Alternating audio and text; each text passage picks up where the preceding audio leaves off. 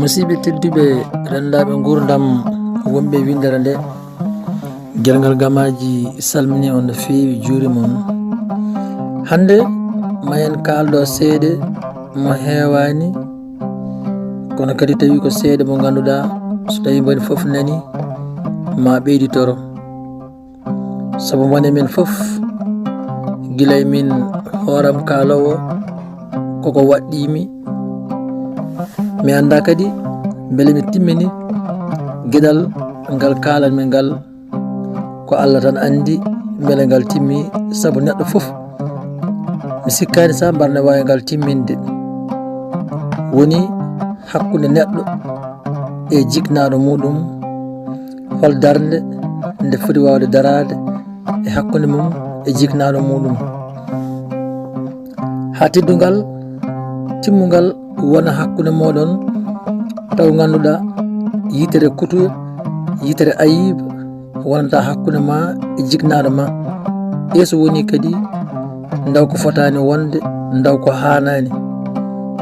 Saabu baba jibinɗoma e yumma cawɗoma lebbi jeenayyi, ɓen a fotani mettinde ɓen a fotani mettinde pittali mumen, so wona poɗɗa ko wilnude pittali mumen. Ɓeɗɗa ƴewde kala ko rewi lawol ina feewa ina wela, mbawa ɗumen waɗande.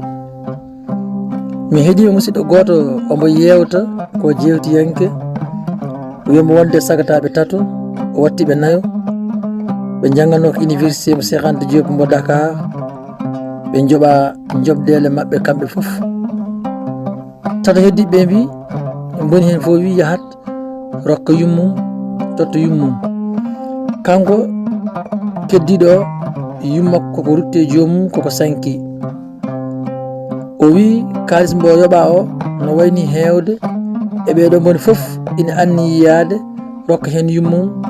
Kanko yummakko jibinɗomo e reedu, bammunoɗomo cawnoɗomo ha yalti aduna. Hande o rokkani ɗum no fonno wurde haw itta e ko rokka ko o rokka ɗum. O wi o jogui mettere ɓernde, ɓen boni fof yi rokki yummum. Kanko heddi o fiya poos makko, woodi hen ko rokki baba makko, kono o wi sonno ko saago makko yo taw omo e jignaɗo makko debbo o wooda ko rokki ɗum e ko dañi ko. Saabu mo andi yumma ne wayni welde no baba wayni welde, sa dañi hunde a fotani hadde ɗumen. Wadde ɗum tagui alay saago yontande nde mbawen etade wawde famodurde e jignaɓe men noɓe cifori fo noon.